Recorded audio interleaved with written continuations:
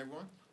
Afternoon. This is a make or break week for the American people. House Democrats will continue to strongly oppose the GOP tax scam, where Republicans are trying to jam this big, ugly bill down the throats of the American people, which will take away health care, impose the largest cut to nutritional assistance in American history,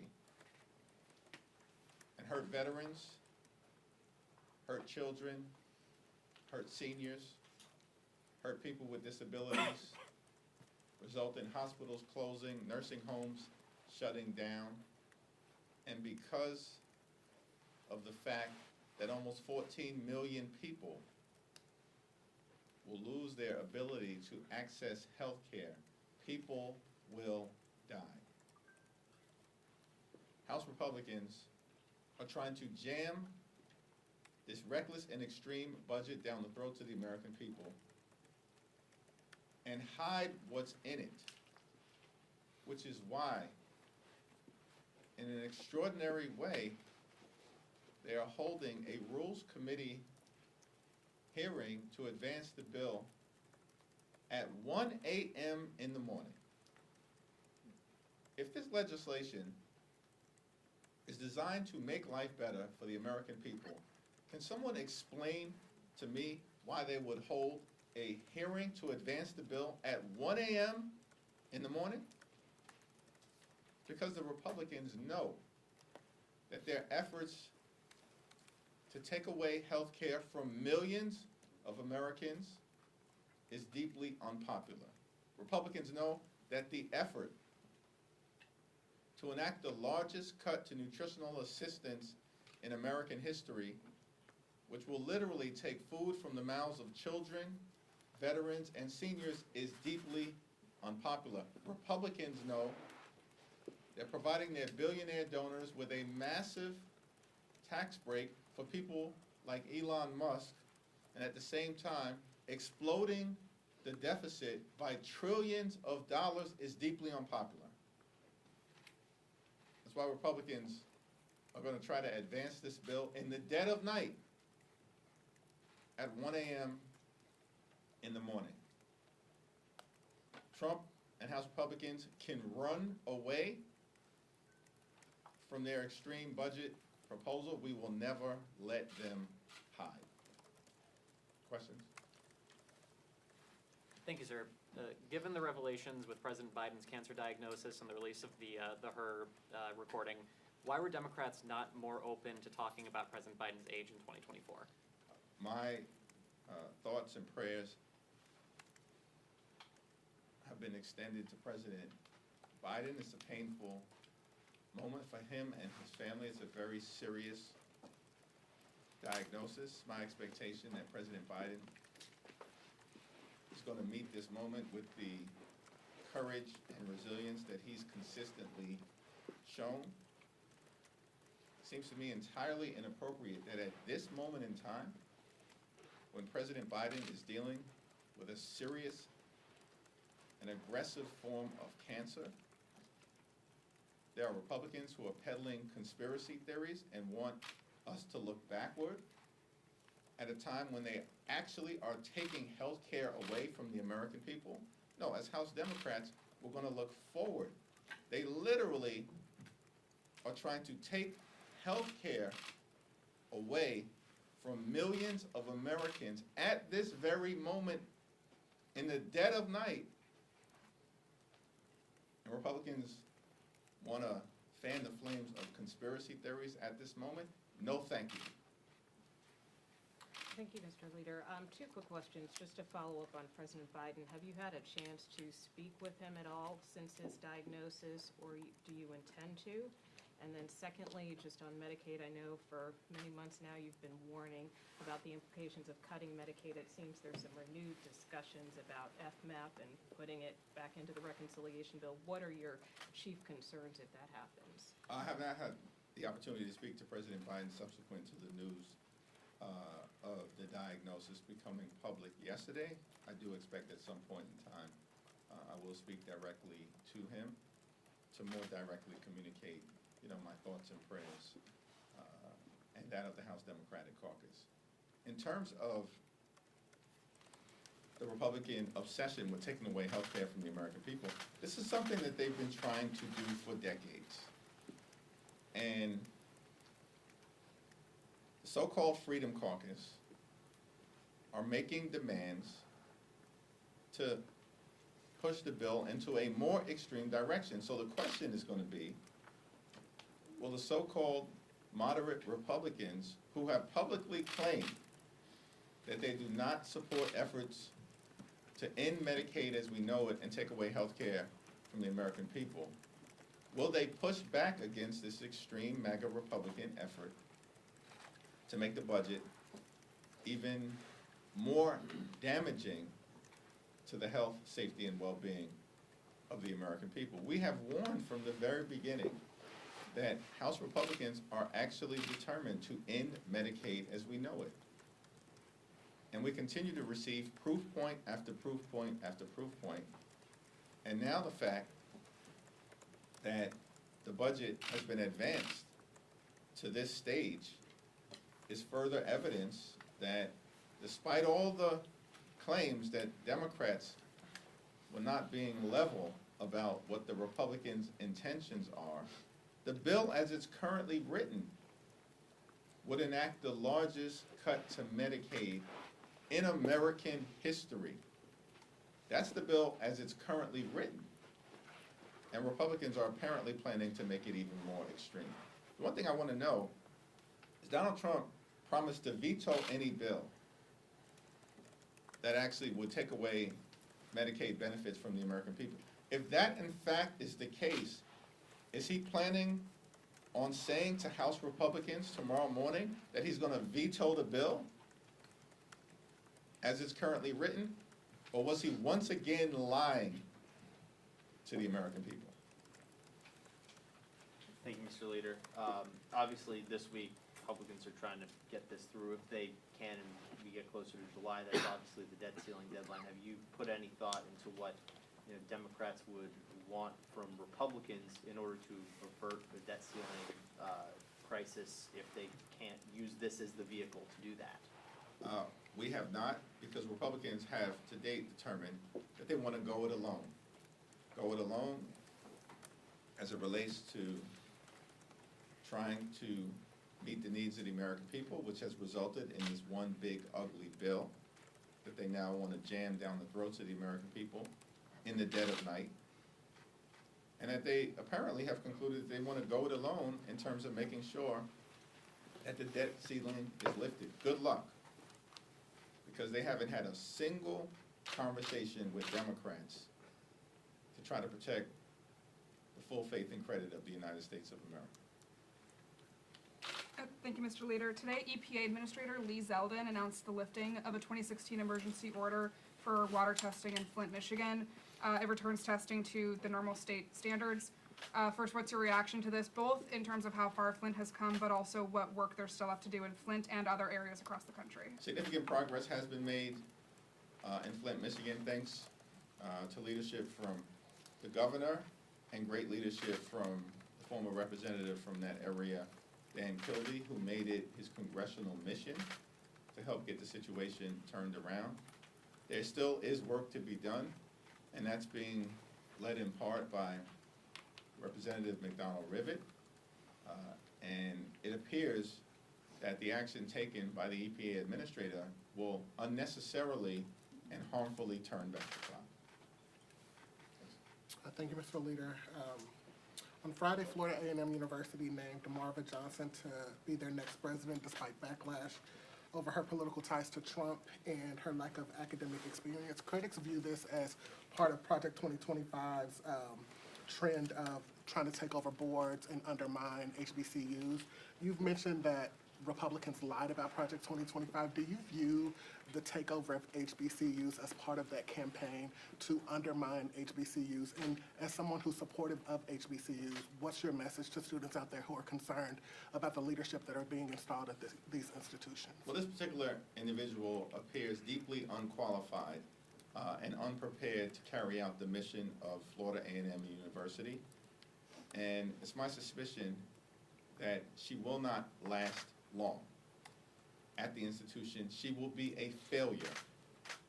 And we are not going to allow the Trump administration to take over historically black colleges and universities across the country, to whitewash our history, and to try to indoctrinate the young people of America with their extreme and failing ideology. Republicans and far-right extremists are failing. They're failing as it relates to the economy. They're failing as it relates to races that are taking place all across the country. They're failing in courts.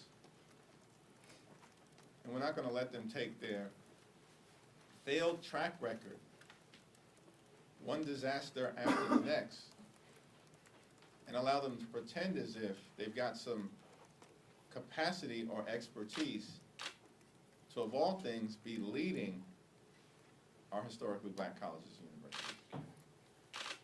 Thank you, Mr. Leader. You've now worked with Speaker Mike Johnson for about twice as long as Kevin McCarthy was Speaker. I'm just curious how you would characterize your relationship with the Speaker at this point and how often you guys actually do get a chance to talk or meet. It's a forward-looking, candid, and communicative relationship. I wonder if I could get your reaction to this reported $5 million settlement between the Trump administration and the family of Ashley Babbitt. The Chief of Police of the United States Capitol Police Force clearly and plainly said, and I support the position, that the settlement was a slap in the face to the hard-working, courageous, and brave men and women of the United States Police Force. It's totally done without any communication to the chief of the Capitol Police or his lawyers, and appears solely the result of a political determination that Donald Trump and Republicans are going to try to whitewash what happened on January 6th.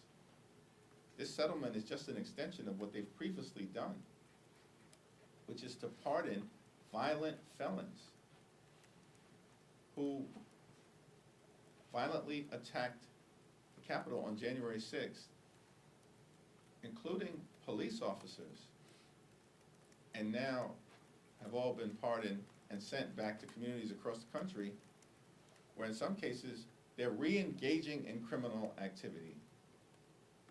Donald Trump and the extreme MAGA Republicans are not going to be able to erase what happened on January 6th, no matter how hard they try. Leader Jeffries, thank you. Wanted to ask you about the discussions going on with SALT right now. Obviously, you still have a fair amount of New York Republicans who are not budging when it comes to discussions on SALT, but you have Republicans from other states that are saying otherwise. One of the more heated conversations we saw was between Congressman Tom Suozzi and Congresswoman Beth Van Dyne during one of the hearings, where she said Texas isn't affected by SALT. And Suozzi kept asking her over and over again, well, what about the people of New York?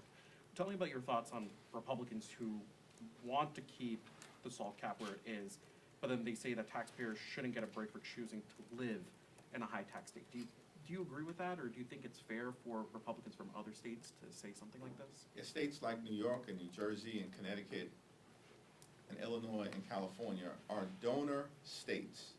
We regularly send billions of dollars more to the federal government than we get back in return. We are donor states.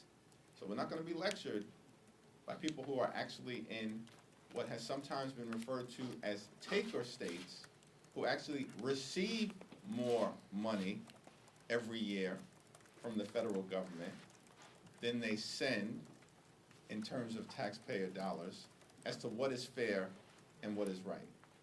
It's actually not fair that you have many states in this country who subsidize other states. New York subsidizes other states. And so to provide some measure of relief through the state and local tax deduction, I think is a modest step toward balancing the revenues that come in and the revenues that come out. The people of New York are fine with continuing to be a donor state. But it is unfair to cap the state and local tax deduction at $10,000. And if my Republican colleagues were really interested in providing relief to middle-class taxpayers that they represent, then they would simply say and make clear that this budget should remain silent on the state and local tax deduction, because by doing nothing, the cap disappears effective December 31st of this year. Thank you, Mr. Leader. Congressman Al Green said Friday that he would force a vote on his articles of impeachment against President Trump. Where do you stand on that impeachment effort? Haven't had a conversation with Congressman Green about it, but I look forward to that discussion. Can you just characterize, in your view, what the impact, at least of the bill as it stands right now, would be in your district and in your home state, particularly in the context of some of these battleground districts that you're going to be litigating in a year and a half? There are people who will lose their health care coverage across the state of New York and beyond, approximately 14 million in this country. Tens of millions of others are going to pay higher co-pays, premiums, and deductibles because of the significant role that Medicaid plays in the healthcare ecosystem across this country. And if you're effectively in Medicaid as we know it, it will also have an impact that is damaging on people who don't rely on Medicaid for their health insurance, but are part of the same healthcare ecosystem. Hospitals are going to close, nursing homes are going to shut down, community health clinics will shutter their doors, and people are going to die when their health care is taken away from them, all because Republicans want to provide a massive tax break to their billionaire donors like Elon Musk. That's the fundamental question that is before the Congress and the House of Representatives this week. Democrats are going to stand on the side of the American people, their health care, their nutritional assistance, their access to higher education, stand on the side of veterans and everyday Americans and people with disabilities and our children and seniors. And Republicans are continuing to stand on the side of their billionaire donors. And House Republicans in particular are once again shamefully bending the knee and serving as nothing more than a rubber stamp for Donald Trump's extreme agenda. That's why he's coming up to the Hill tomorrow, to give them their marching orders. As if House Republicans work for Donald Trump, J.D. Vance, or Elon Musk. You don't. You work for the American people. And all we need are 4 House Republicans to stand up and do the right thing and push back against this one big ugly bill, and we can actually save the health care of the American people. Do you plan to speak with President Trump at all during this process or tomorrow when he comes up here? I have no current plans to talk to President Trump. You've been very clear about your concerns, I think, week after week about the reconciliation legislation. Now, as we're heading toward the final stretch here, potentially, of vote this week, can you talk a little bit about Democrat strategy and your strategy to push back in the time that's left? Well, every single House Democrat will continue to be strongly opposed to the Republican effort to rip health care away from the American people as part of their scheme connected to the GOP tax scam to provide massive breaks to their billionaire donors like Elon Musk. We have held town hall meetings in Democratic districts and town hall meetings in Republican districts. There have been speeches and rallies and marches and sit-ins and telephone town hall meetings and press conferences, all of which will continue in different ways throughout this week and beyond. Whatever happens in the House this week doesn't necessarily signal the end of the process unless Republicans decide finally to walk away from it. And every single House Republican that chooses to vote for this reckless budget that will hurt the people they represent is going to be held accountable. This week, next week, this month, next month, this year, next year. And so I would caution my Republican colleagues to be very careful about how you proceed legislatively in terms of the votes you're being asked to take that clearly do not serve the best interests of the people we all are privileged to represent here in the House of Representatives. Last question. Thank you, Leader. Republicans are using the package to prevent state Medicaid funding going to non-citizens. The governors of Minnesota and California have, in different ways, been cutting that off. Are they wrong to do that? Are Democrats opposed to cutting off state Medicaid programs that go to non-citizens? What's interesting is that Republicans have tried to make this a talking point when, as far as I can tell, the overwhelming majority of people who are going to be hurt by their efforts to take away Medicaid and as a result will lose their health care are American citizens. That's the overwhelming majority of the 13.7 million people who are going to lose their health care because of Republican efforts to provide Elon Musk and their billionaire donors with a massive tax break. That's what's unacceptable. That's what's unconscionable. And that is what is un-American. Thank you.